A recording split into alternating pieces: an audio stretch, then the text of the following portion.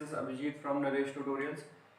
पिछले लेक्चर में हमने बात करी थी आपके सेकेंड यूनिट की, जो आपके फिफ्थ चैप्टर की सेकेंड यूनिट हम स्टार्ट कर चुके थे। उसमें एक टॉपिक बचा हुआ था आपका, वो था एप्लीकेशन ऑफ एवोगैड्रो लॉ। पहले बात कर लेते हैं कि आपके एक भी डाउट नहीं आए, तो इसका मतलब मैं ये समझ लूँ कि नो स्टडी नो कंफ्यूजन, क्योंकि मोर स्टडी मोर कंफ्यूजन होती है, तो फिर कमेंट सेक्शन शो होते हैं। ठीक है, तो स्टडी करते रहिए, एग्जाम आपको भी देने हैं। तो इसी के साथ स्टार्ट करते हैं हमारा एप्लीकेशन ऑफ एवोगैड्रो लॉ। ठीक, तो एवोगैड्रो लॉ तो फर्स्ट यूनिट में बात हो ही चुकी है कि क्या होते हैं आपके इक्वल कंडीशन पे इक्वल वॉल्यूम ऑफ गैस लेंगे तो उसमें इक्वल नंबर ऑफ मॉलिक्यूल्स होते हैं। ठीक, ये हो गया आपका एवोगैड्रो लॉ। अब ये इसके एप्लीकेशन क्या क्या है। ठीक, तो पहले एप्लीकेशन की बात कर लेते हैं। पहला एप्लीकेशन क्या था, Avogadro explains the Gay-Lussac law. कैसे?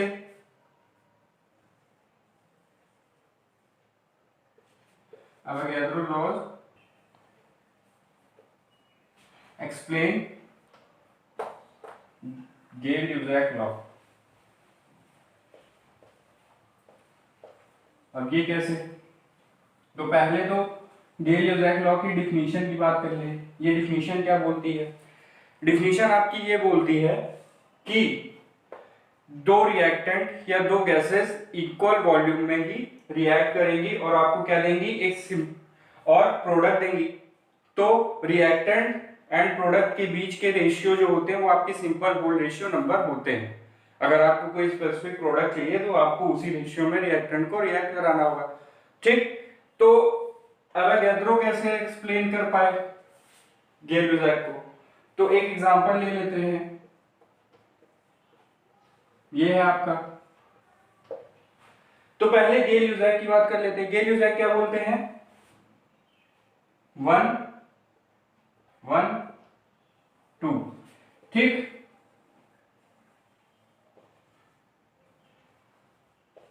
ठीक है, इन्होंने क्या मान लिया, H2 को 1 वॉल्यूम मान लिया, Cl2 को 1 वॉल्यूम मान लिया और 2HCl को 2 वॉल्यूम मान लिया। ठीक, तो ये बात आई कहां से, गेल-ल्यूजैक लॉ से, कि सिंपल रेशियो में रिएक्ट करके आपको एक प्रोडक्ट मिलता है और सबका रेशियो क्या होता है, एक सिंपल होल रेशियो नंबर होते हैं सब में। ठीक, फिर अब एवोगैड्रो कैसे एक्सप्लेन करें इसको? उनका कहना था कि n वॉल्यूम H2 और n वॉल्यूम Cl2 रिएक्ट करते हैं तो आपको 2n मिलता है। अब n की जगह कुछ भी हो सकता है। अब वो क्वांटिटी पे डिपेंड करेगा कि आपको कितना HCl प्रोड्यूस करना है या आपको कितने की जरूरत है। गेल-ल्यूजैक क्या है, इन्होंने एक स्पेसिफिक कंडीशन दे दी, लेकिन एवोगैड्रो ने उसको जनरलाइज कर दिया। ठीक, अब अपनी आवश्यकता अनुसार आप क्या कर सकते हैं, रेशियो बना सकते हैं। लेकिन उन्होंने इस रेशियो को डिस्टर्ब नहीं किया, उन्होंने केवल अपना एक वेरिएबल जोड़ दिया बस। यहां पे n है, यहां पे n है, मतलब ऊपर 1n 1n है ये, और ये 2 है, उसके साथ में एक प्रोडक्ट दे दिया वेरिएबल का n। ठीक, तो उन्होंने केवल इस फॉर्मूले को जनरलाइज कर दिया। ठीक है, तो इस तरह एवोगैड्रो ने क्या किया, गेल-ल्यूजैक लॉ की जनरलाइजेशन करके उसको एक्सप्लेन कर दिया। ठीक, या कह सकते हैं एवोगैड्रो के एक्सप्लेनेशन की एक कंडीशन गेल-ल्यूजैक लॉ में है। ठीक, अब आगे चलते हैं।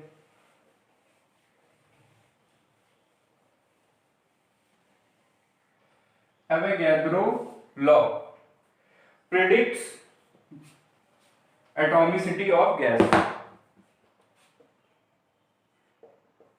Predicts atomicity of gas, gas या गैसेस। अब एटॉमिसिटी तो आपको पता ही क्या होता है, जो एलिमेंट के सबस्क्रिप्ट में नंबर होता है वो क्या बताता है आपको, एटॉमिसिटी। अब इसको कैसे एक्सप्लेन किया, फिर एक एग्जांपल वही पुराना वाला, ठीक। इसमें क्या हो रहा था, अब गेल-यूज़ैक के हिसाब से चले तो ये वन वॉल्यूम हो गया, वन वॉल्यूम या वन मॉलिक्यूल, ठीक। H2 को हम क्या बोल सकते हैं, वन मॉलिक्यूल, ठीक। और Cl2 को क्या बोल सकते हैं, वन मॉलिक्यूल, ठीक। और ये क्या है आपका, टू मॉलिक्यूल HCl प्रोड्यूस हो रहा है, ठीक। अब मॉलिक्यूल किससे बनता है, आपके दो एटम से, ठीक, दो एटम से बनता है, तो इसको हम क्या लिख सकते हैं, टू एटम, ये क्या है आपका टू एटम, और क्या प्रोड्यूस हुआ, फोर एटम, ठीक। लेकिन रिएक्शन होने के लिए एक ही क्या है, एटम सफिशिएंट होते हैं, एक ही एक एटम सफिशिएंट होते हैं, तो हम क्या कर सकते हैं, एक एटम, ये वन एटम और ये टू एटम हो गया, यानी ऊपर वाली इक्वेशन को क्या कर दिया, 1/2 से मल्टीप्लाई कर दिया, ठीक। तो आपको ये मिल गया। अब ये वन एटम क्या है, वन मॉलिक्यूल में टू एटम, तो वन एटम क्या होंगे आपके, हाफ मॉलिक्यूल, ठीक। हाफ मॉलिक्यूल, हाफ मॉलिक्यूल, फिर वन मॉलिक्यूल, सॉरी, हाँ ठीक, हाफ मॉलिक्यूल, हाफ मॉलिक्यूल क्या प्रोड्यूस किया, वन मॉलिक्यूल, ठीक। तो इनका कहना था कि एटम को क्या कर सकते हैं हम, अपनी अकॉर्डिंग के अनुसार, अपनी जरूरत के अनुसार क्या कर सकते हैं, चेंज कर सकते हैं उनके रेशियो को, कैसे, अब एक ही एटम की रिएक्शन करा के हम वन मॉलिक्यूल प्रोड्यूस कर सकते हैं अगर हमको एक ही की जरूरत है, ठीक। तो ये हो गया आपका one molecule, half molecule, half molecule, one molecule, ये हो गया, ठीक। तो इस तरह इन्होंने क्या किया, एटॉमिसिटी को भी जनरलाइज कर दिया, ठीक। अब तीसरा एप्लीकेशन क्या है, तीसरा एप्लीकेशन है आपका determination of molecular formula, helps in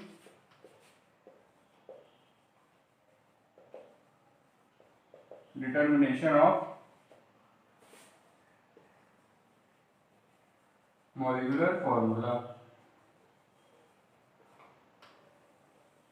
ठीक है, ऑफ गैसियस कंपाउंड, ठीक। जितनी भी बात होगी आपकी गैसेस की होंगी, क्यों, एवोगैड्रो लॉ किसके लिए है, केवल गैसेस के लिए ही एप्लीकेबल है, ठीक। तो अब इसमें कैसे, पहले मॉलिक्यूलर फॉर्मूला की बात कर लेते हैं। तो मॉलिक्यूलर फॉर्मूला होता क्या है,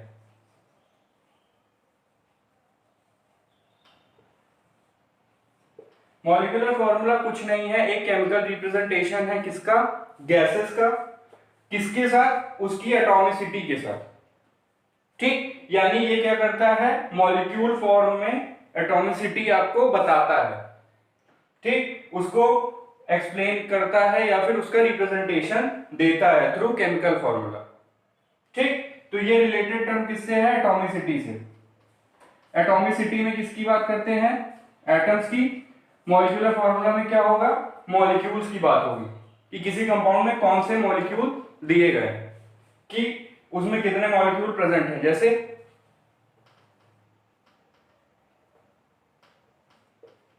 ये, तो H2 क्या है, वन मॉलिक्यूल, और O क्या है, हाफ मॉलिक्यूल, ठीक। तो इस तरह क्या होता है, मॉलिक्यूलर फॉर्मूला रिप्रेजेंट करता है किसको, एटॉमिसिटी ऑफ, एटॉमिसिटी किस टर्म में, मॉलिक्यूल फॉर्म, ठीक।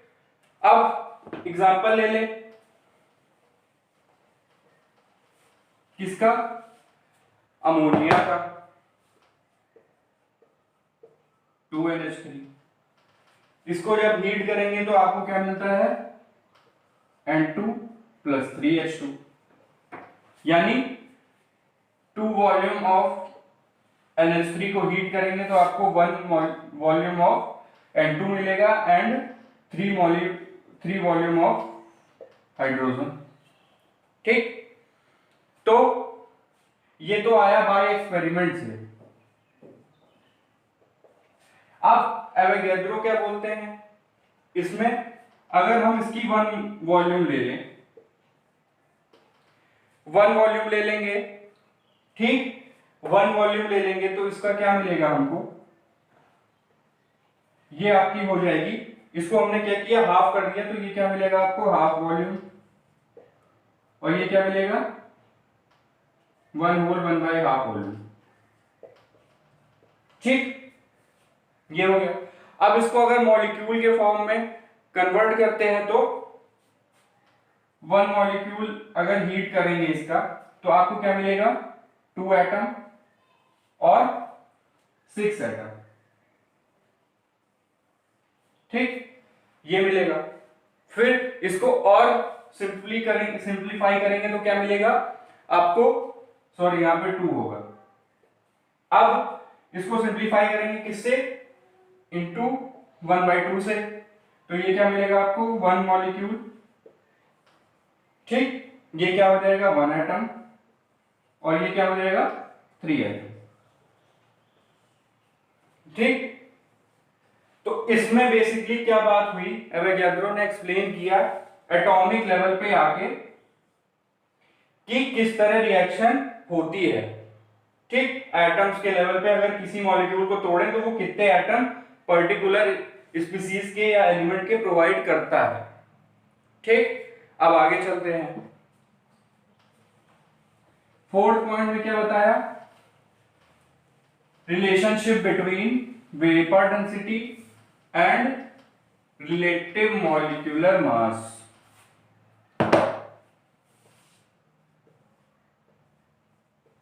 Establish relationship between relative vapor density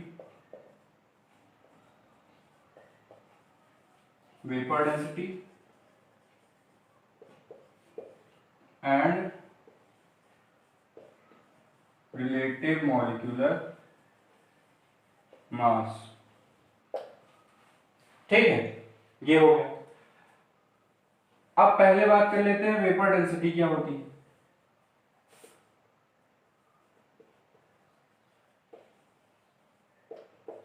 vapour density, तो रिलेटिव वेपर डेंसिटी आपकी कौन सी होगी, जब मास ऑफ गैस, ठीक, मास ऑफ गैस, कौन सी गैस जो आपको गिवन है वो, ठीक, mass of given gas divided by mass of H2 gas. लेकिन कब, जब both have same condition of pressure and temperature. ठीक, और as well as equal volume.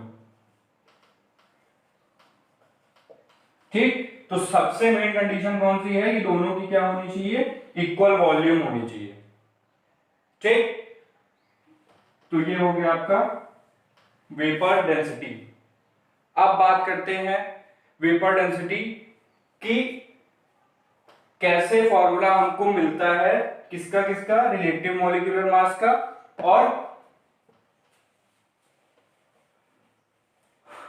Vapour density के बीच में जो रिलेशन मिलेगा अभी।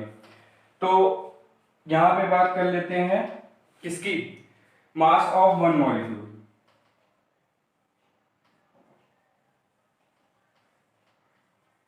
One molecule of given gas divided by mass of H2 gas, मतलब हम इसको बोल सकते हैं मास ऑफ 2 एटम्स।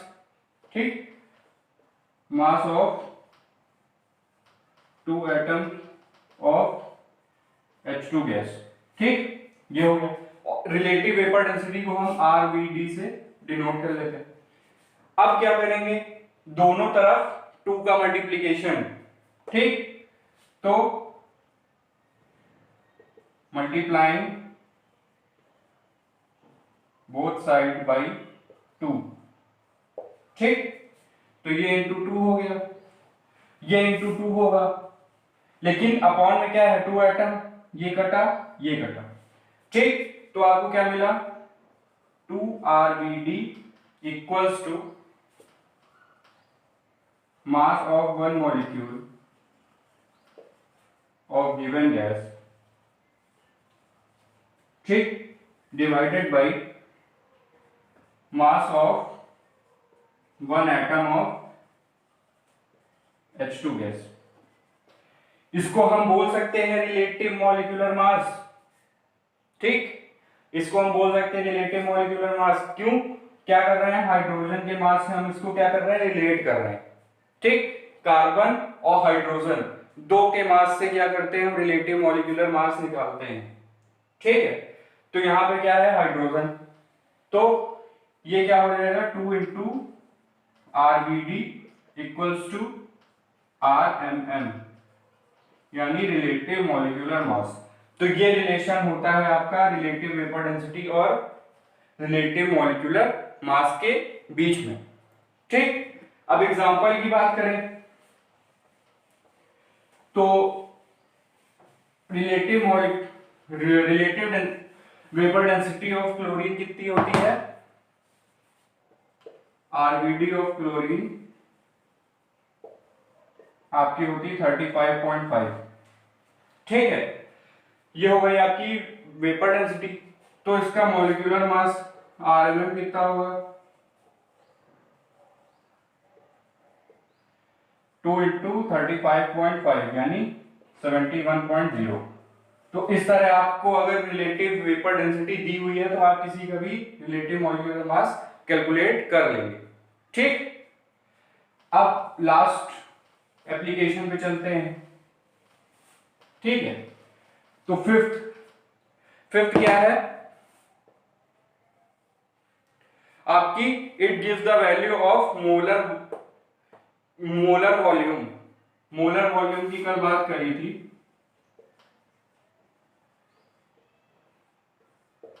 ठीक, तो जो उसकी 22.4 आ रही थी 22.4 लीटर एट STP, वो आई कहां से थी, वो यहां से आएगी, अभी उसका प्रूफ करेंगे, ठीक। तो मोलर वॉल्यूम कितनी होगी 22.4 लीटर। अब क्या हुआ, डायरेक्ट वे करके हमने क्या निकाला था 1 dm क्यूब बराबर कितना, 1 dm cube of H2 at STP कितना 0.089 ग्राम, ठीक है।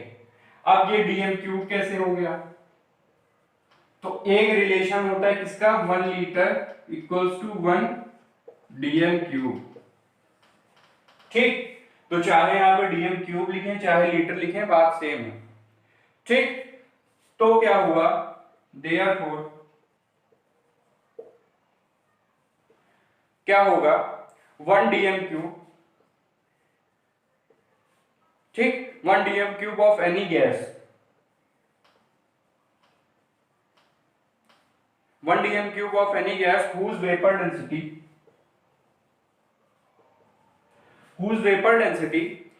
at STP, ठीक, STP पे ही बात होगी किसी की चीज की भी, इज D सपोज कर रहे हैं, ठीक, तो वेपर डेंसिटी हमने D सपोज कर ली, तो क्या होगा वेट उसका क्या हो जाएगा,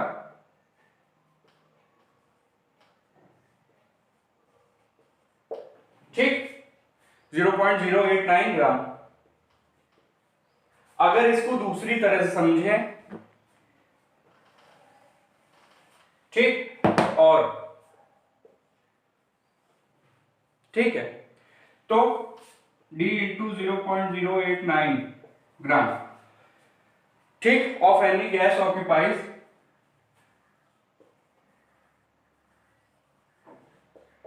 कितना वॉल्यूम 1 डीएम क्यूब, ठीक, तो अगर डी की वैल्यू हम निकालते हैं यहां से तो क्या होगा 1/0.089।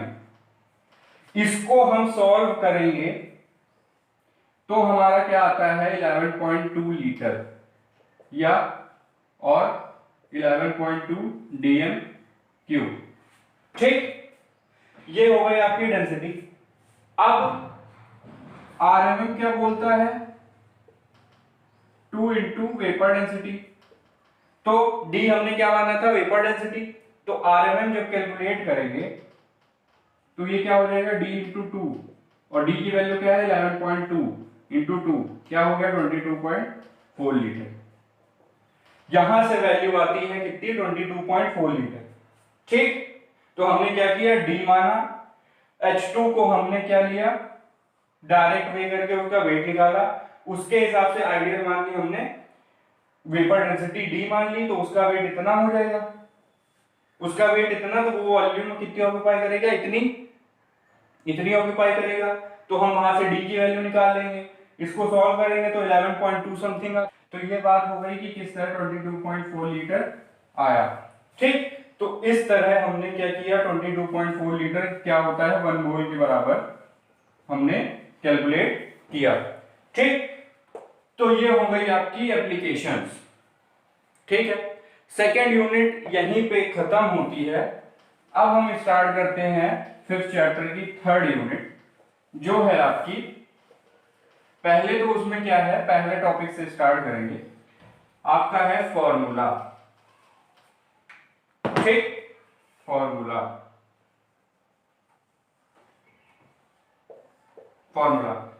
ठीक, मैथ वाला फॉर्मूला नहीं, यहां पे बात होगी केवल केमिस्ट्री की। तो केमिस्ट्री के फॉर्मूला क्या होता है specific representation of any element. ठीक है, specific representation of an element, यानी उस रिप्रेजेंटेशन से केवल उसी एलिमेंट को जाना जाए, वो दूसरे के लिए यूज नहीं होगा।